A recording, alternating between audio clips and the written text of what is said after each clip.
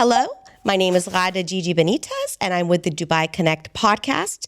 And I am here today with probably the most important interview that I have had and will have yet for you out in America. So stay tuned.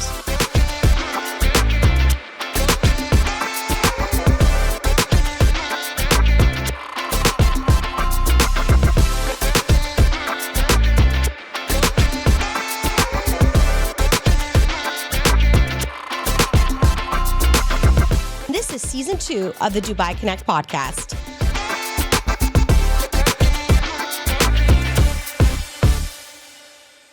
So with us today on the Dubai Connect podcast, we have Dr. Mahmoud Al-Barai, and I will let him introduce himself a bit, but it is very exciting to have him. Please listen to everything that he has to say because he is the man. Dr. Mahmoud. Thank you, Ghada, so much for having me. Tell us your position and your role that you play, which is so important here in Dubai. Well, I have so many positions, but let me briefly say my name is Mahmoud Al-Barai. I am the president of DIFC Emirates, but at the same time, I am a senior advisor in Dubai Land Department, the government entity that regulates real estate market here in Dubai, in addition to my other stuff that I'm doing as professor of management at the American University in Dubai and my role with the United Nations disaster risk reduction. So I have so many hats. And that's part of me building the understanding of ecosystem, being government, academian, private sector, NGO at the same time. That gives me better perspective on the real estate industry that I'm in love with. And I see all the different views and who the interest of the different stakeholders, what to be done, what can be fixed, and so on. That's fantastic. And how many doctorates do you have? 1 doctorate and 5 masters. 5 masters. Yeah. Highly educated, highly intelligent, very personable. And I am honored to have you here because with my role of connecting United States and Canadian investors with the opportunities in Dubai, there's one question that comes up over and over. I believe at this point, it's already been established that Dubai is one of the top real estate markets. People from all over the world know that ultra high net worth individuals are migrating here, moving their headquarters here for their businesses, moving here, expats actually. Dubai is the top place Googled to move to. But there's this question: how safe is my investment in Dubai if I live in America? And I'll hand that to you. That's a good question to start with, actually. Let me tell you something. Dubai and the leadership of Dubai has been always focusing on safety of investment. And that's why if you go back to the history of Dubai real estate market and how we started, actually we were the first city and place in this GCC region, maybe even in the Arab region, to allow foreigners to own property. And we call it the freehold law in 2001. And that's because we have a forward-looking leadership who wanted to open up the market. So how we open up the market, we want to be a global city. We don't want to be a regional city. We want to be a global player. And that was driven by strategy and vision. It wasn't a random thing. So we want to be a global city. And we want to attract investors. And we want to attract companies. And we're not about real estate, actually. We want to be the best city on earth for people to live, to work, to entertain in safety and in tolerance. We have 210 nationalities who invested in the market, fully trusted the system. So the safety that we're talking about here has 2 aspects. The physical safety, which is guaranteed. We are one of the safest cities on earth by all the indices and competitiveness indices that measure safety of cities. So we're safe. You can go night, morning. You're safe. Everything is safe from that personal Absolutely. aspect. And I attest to that. Absolutely. Yeah. But from real estate, actually, and being a regulator, every law we introduce, we look at the safety of investors' money. And that's why the first law we introduced in 2007 was the trust account law. And trust, because we want trust. So that law says foreigners and non-foreigners, any investor who buy in Dubai off plan, Dubai has a trust account managed by the government for that project. So your money will not go to the developer. Your money is in an escrow account that the government will release the payment as per construction. So this system of off-plan has been actually one of the most protective systems worldwide. You can go anywhere. You will not find all these details.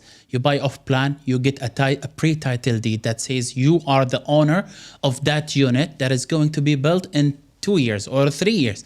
So we take the safety of investment and security of investment to the last mile. We make sure that you're protected not only when you buy, but also when you live there as an owner/tenant, when you sell later. So we look at the life cycle regulation. We regulate the pre-buying, the buying, the management of the building, the exit of it. We make sure that it's protecting you till the end. And that's why a lot of people actually come back and buy again and buy again. Saying that, it also requires some due diligence from the investor side. You cannot just randomly buy anywhere. We want to make sure that this developer you're buying from is a licensed developer. Go to Dubai Land Department, see that he's a licensed developer. The project is licensed. It has an escrow account, and you pay to the escrow account. If you do so, I guarantee you your money is safe. And not to shamelessly plug myself, but that is the value also of working with a certified international property specialist or a broker such as myself, because in the US, we are being marketed many different developers, right? And from the US, they may not necessarily know who's who. And that's why it is important to make sure, yes, we know that Dubai overall has these safety measures, but as you said, that additional due diligence of making sure you're investing with the right developer. Yes. Right? Definitely. And also dealing with the right agent, broker, expert. Because again, see, we have 18,000 agents here in Dubai. Some people may have their own agenda. And that's why we always ask investor to check on who they're dealing with, how trustworthy this person is, their license, they're approved. Because, with all respect, maybe some developers will give this broker more commission. So he will sell this project, even if this project is not for the best interest of the buyer. Correct. And that's why we say that the buyer also has to connect with the right agent, with someone who understands the American. We're talking about American investors, American investors and what they're looking for. Exactly. And Dubai projects at the same time, connect them with the right opportunity. And that's actually, I think they should be careful with whom they're dealing. Who they will work with. And to that same point, as something that Americans also maybe don't understand, because it's not necessarily how it works in the US, is that we as brokers are paid through the developer. So there's no disadvantage to working with a broker.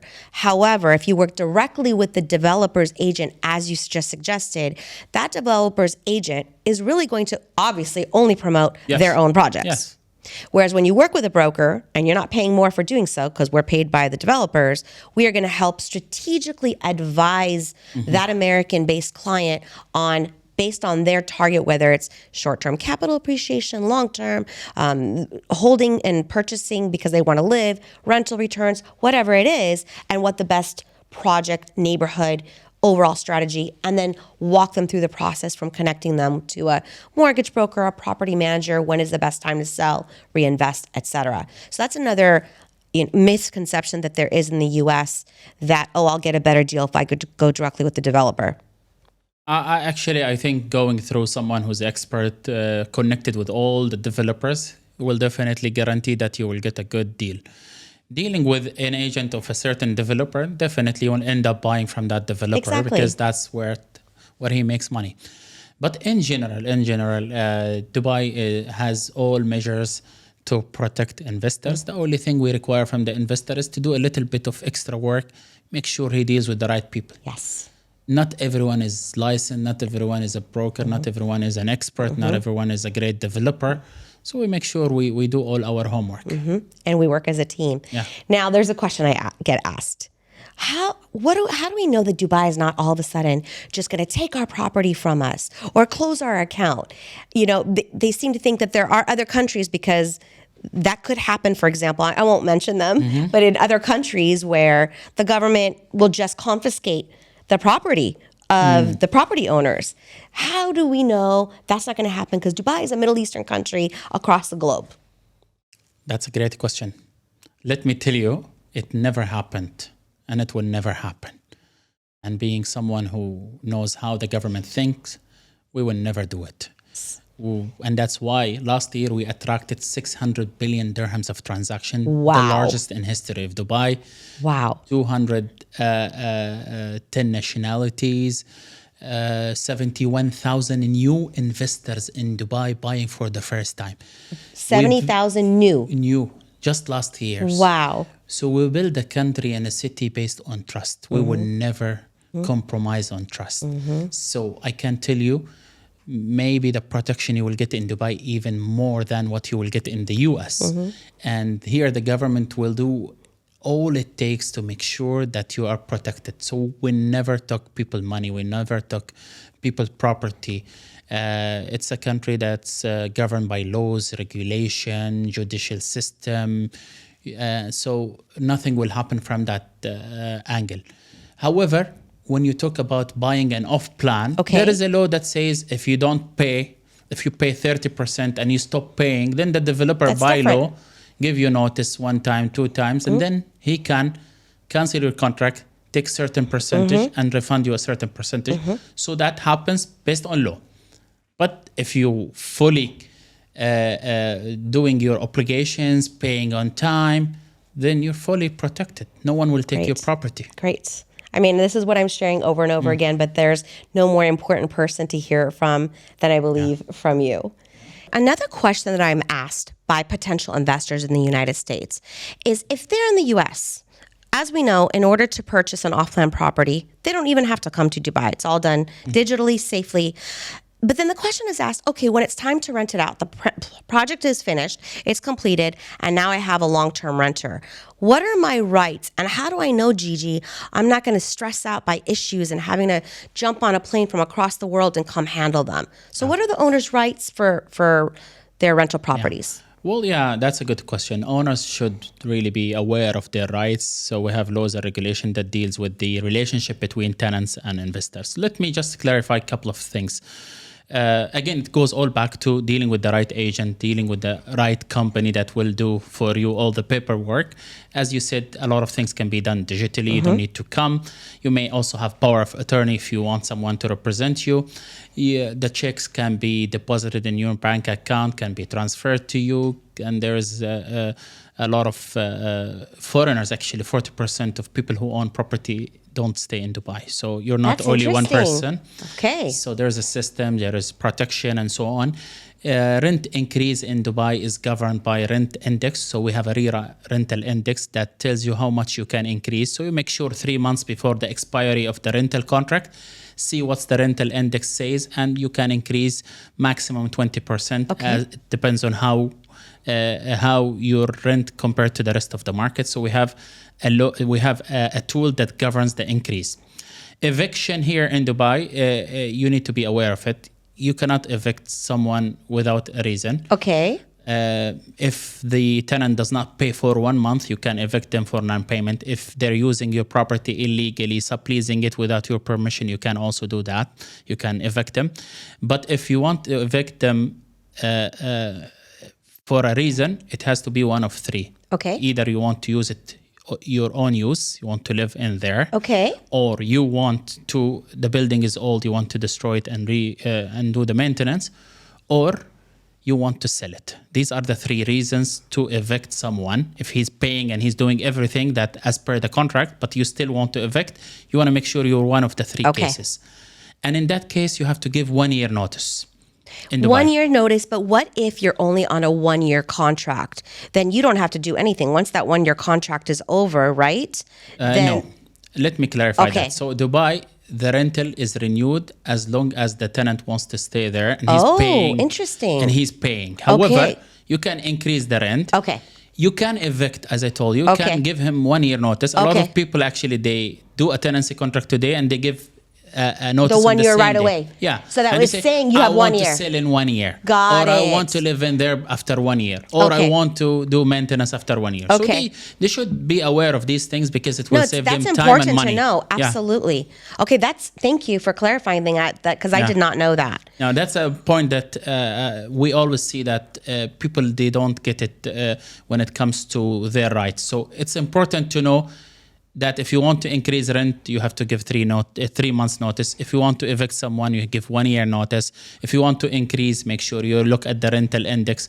So all these things are the most problematic issues that they should be aware of. So there was a situation in the United States where it got a lot of news. It was actually all over the national news, where a renter wouldn't leave. They refused to leave. So, and they were provided the eviction notice. What would happen, hypothetically speaking, if the renter says, I'm not leaving, what are you going to do? You're in the United States. Come get me. What would you do? Here What in does Dubai? Yeah.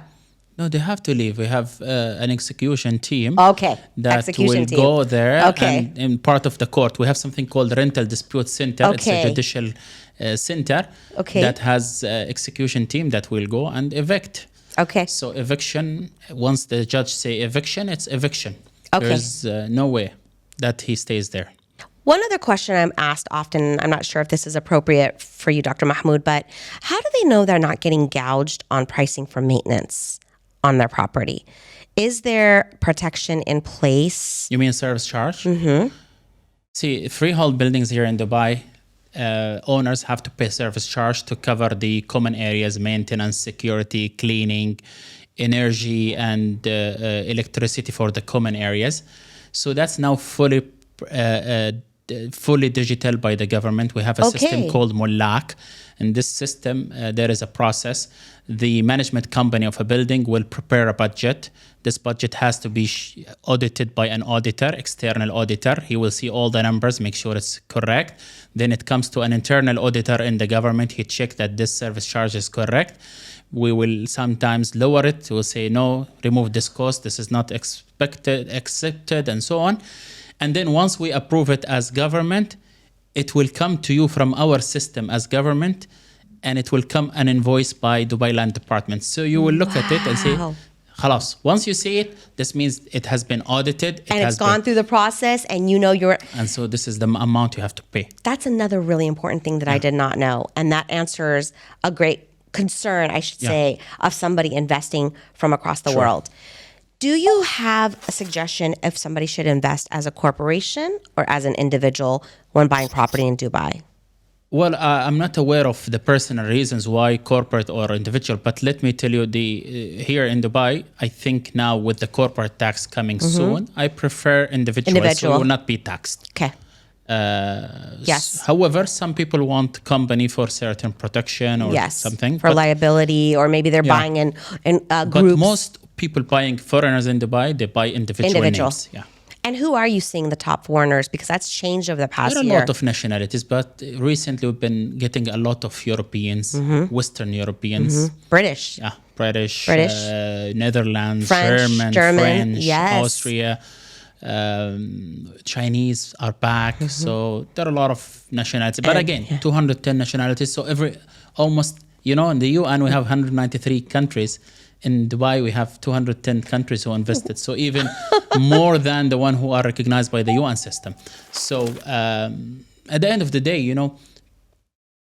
I don't want to be sounding political, but if you go worldwide, Europe, America, you see a lot of political issues that people feel that it's not the right place to be in. So a lot of Europeans are coming because they feel that Europe is losing its competitiveness, and it used to be, in terms of competitiveness, a competitive nation or competitive continent, but it's getting lower and lower in terms of competitiveness. A lot of laws and regulation maybe not supporting businesses, and businesses and the feel taxes. that. Yeah, that's an opportunity for countries who are open and accepting of businesses to come and locate. So another question I get asked. We know that Dubai has, with the real estate market, has broken records in the past couple of years with the increase of price per square footage, with the volume, the sheer volume. How do you strategically manage the supply and demand to keep that demand consistently greater than the supply and not have an oversupply of building that would contribute to potentially a market crash? Well, let me just take you one step back and say Dubai has now a strategy 2040. And the strategy 2040, actually, it's about doubling our population by 2040. Today we have 3 million. We want to reach almost 6 million by 2040. That's the demand side. We're going to have 5 in economic centers, 2 more. We have 3 now, 2 more. In new economic centers, we will build a sustainable city. Expo City? Yes.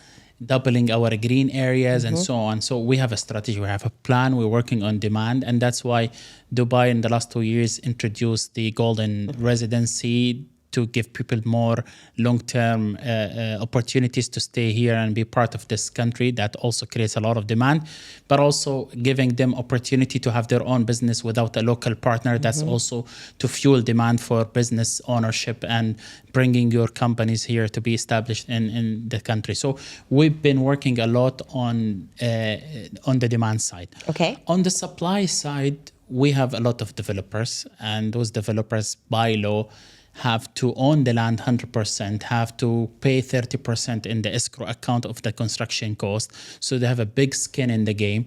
And we make sure that that will help us reducing supply, because not everyone has that 30% and fully own the land.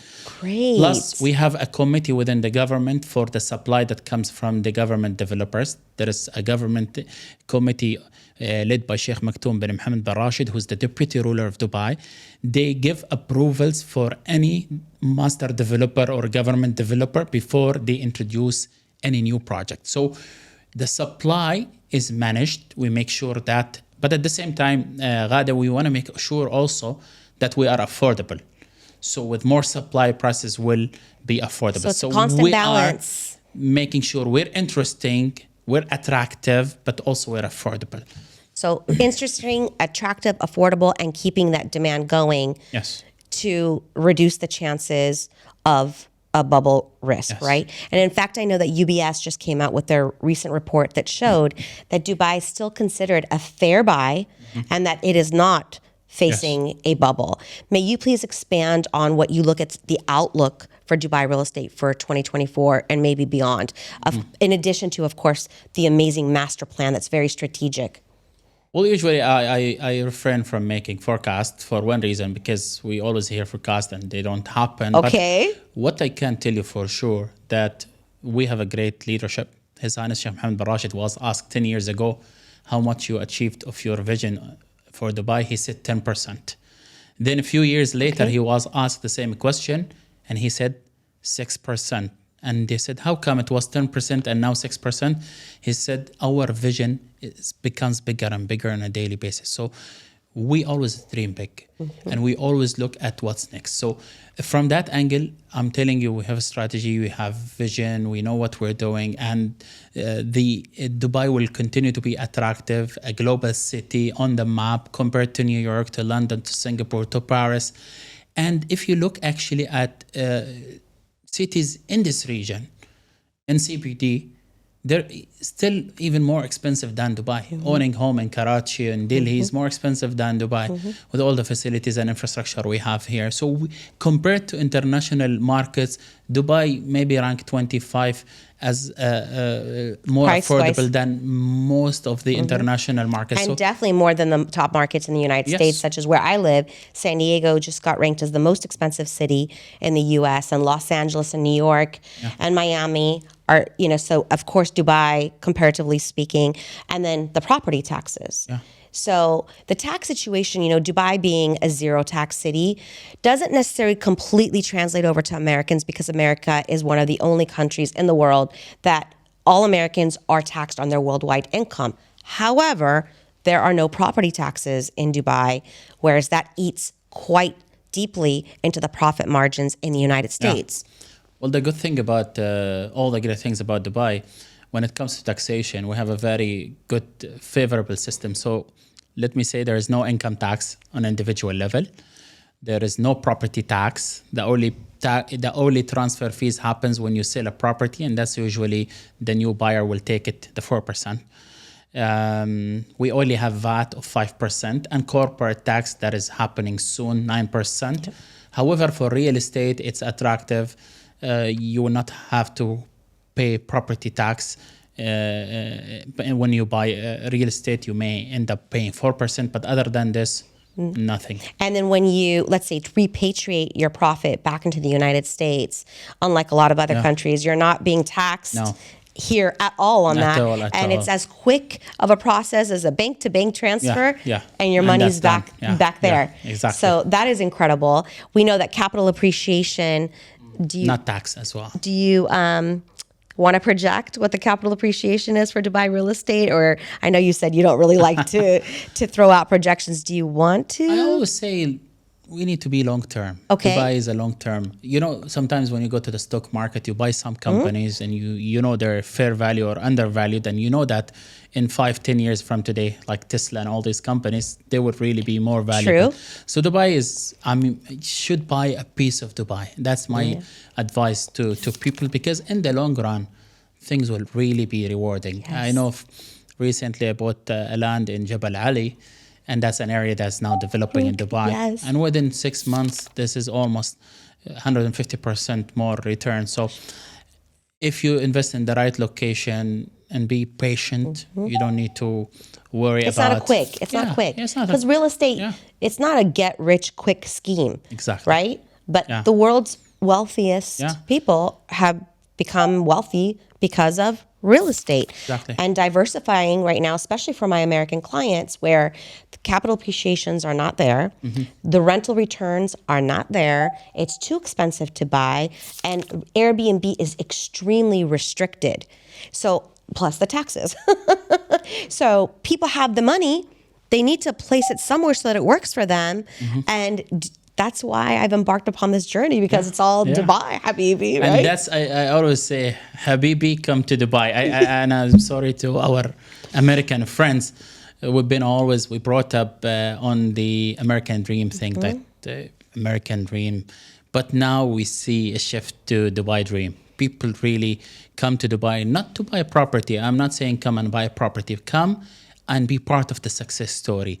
We had last year 4,000 millionaires moved here to Dubai. We have thousands of families from Europe coming to Dubai, choosing it to be home. It's a safe city. It's a great place to raise your kids, to be tolerant, to be entrepreneurs, and so on. So I will keep saying, Habibi, you should get part of Dubai. And now buying in Dubai, I mean, $400,000, $100,000, you can get a studio here in Dubai. Exactly. Which is, and that can get you 6-7% return, or no taxation. So I think if don't give your kids money, give them home in Dubai. That gives them money. Because it's truly the city of the future. And looking at, you know, the strategic master plan and the sustainability and what you're doing here, it is where I believe it's 75% of the world is just several hours from Dubai, whereas we in America sometimes think we are the center of the world and that, you know, we're in this bubble. And then you come to Dubai and realize that, no, actually the majority of the world is closer to Dubai. Dubai is where East meets West.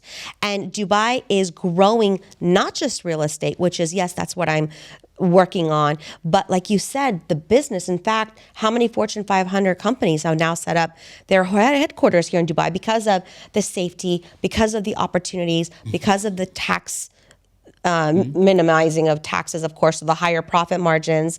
And 85% of Dubai is made up of expats. So when you talk about tolerance and diversification of people, I feel it when I walk around here, that even though I am an Arab, I feel more internationally accepted, tolerance, harmony going on walking around Dubai than I have in any other city I've ever traveled to. And I've traveled quite a bit. I hear more languages here, but everybody speaks English. By the way, that's a misconception. You don't have to speak Arabic. I hear more languages, and even this phrase, and I've said it on previous podcasts, and my partner's going to kill me because I repeat it, but in the Al-Fahidi, you have it in Arabic, and it says tolerance is what pushes a society forward. And you feel that here. There's a respect for all religions. There's a respect for all people of all backgrounds. And there's just this desire to pull talented, hardworking, you know, highly educated, successful people to come and contribute to help with the vision of what you have for Dubai. Definitely, and thank you for clarifying all these stereotypes that a lot of people think that this is in the middle of nowhere, desert, camels, and so on. No, no, it's as advanced, as developed as leading international city. But on the top of that, you have very active, proactive government that is forward-looking, that always look at the best interest of people. And we've seen it in COVID time, how we managed to take care of citizens and expats and get them vaccinated in no time. The fastest Wasn't it city just on 1 earth. month? Yeah, it was one Yeah, month. a couple of months, and we And were that was fully finished. vaccinated. In America, businesses were destroyed. Mental health was affected because people couldn't go to school, couldn't go to work. Their businesses shut. And you, even with so many international people, you were able to. And we dealt all the same. And the president of the country, Sheikh Mohammed bin Zayed, said, "Don't worry, you're all our people, you're all our citizens." So you see such humanistic leadership who cares about every single person living in this country. We want them to be happy. Yep. We want them to be successful. We invite people who don't have opportunities, come dig for the opportunity, do it yourself. You will not have any obstacle. You will see successful people here coming from all over the world, Asia, America, Europe, and they're all getting all the support from the government, from the private sector, and so on. So you can definitely see it when you come and visit how welcoming this country is. And people actually come here, they say, we will stay 1 or 2 years, and then they end up staying more and more. And that's why I always tell them, why you rent your home? Why not you buy it? You've been here 20 years. They say, we always said 1 year, but now it's 20 years. So I think coming even to Dubai, you need to think about long term. It's not a city that's meant to be short term. And again, from Dubai, you reach Saudi, you reach GCC, you reach Europe, Asia. You can sell anywhere. Yes. So it's an open market with all these facilities, and it's amazing opportunity.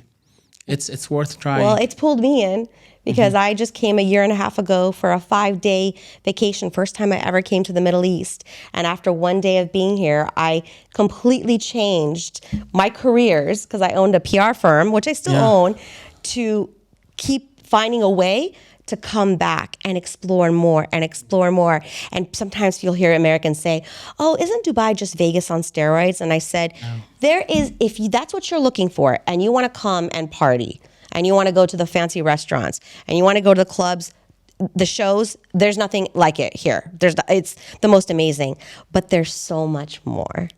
And it caters to families, and it caters to business, and even DIFC, for example, that's growing, right? As the vision of the international community here, financial community here as well. That's a common law as well. In Dubai, we have the civil law, but DIFC is a common law. So even people who want to be in financial or insurance or legal, and they're used to common law, we have a jurisdiction, a free zone in Dubai, and we have so many free zones, by the way, that also tax exempted from the 9% corporate tax. Oh, really? Yeah. Okay. So opportunities are everywhere and everywhere. And I think it's, I don't want to say it's not happening soon, but what's happening soon is that we will have more and more of technology companies and more of funds coming to Dubai. And I would like also here to thank you, because you mentioned that you came here to Dubai and then you started doing the connect. So thanks for the connect. Oh, my pleasure. We always need people who, at the end of the day, stereotypes comes from misknowledge and misinformation. Yep. And we want you to be the source of credible information to our friends in the US and Canada to know the facts about what's happening here in this city, in this country. Correct. And that's my mission. And that's why I have harassed you endlessly. No, actually, I wanted you to take more time and think about it. Thank Maybe you. I'm not the right person. Oh, I have... But you insisted, so I'm coming. I've insisted via every single means it was to get a hold of you, because I admire you and respect your own story of how you came to be where you are and who you are, and that you're just to me, a very admirable, educated, well-spoken, intelligent, kind, and humble man. And I'm honored that you even know who I am. And then even more honored now that you are on my podcast to help Americans to feel even more comfortable investing in Dubai and knowing that it is a safe and profitable investment, not just for real estate, as you said, but in general with business and lifestyle, et cetera. So with that, I say thank you. And make sure to subscribe, like, follow, and share this episode. Stay tuned for the next one.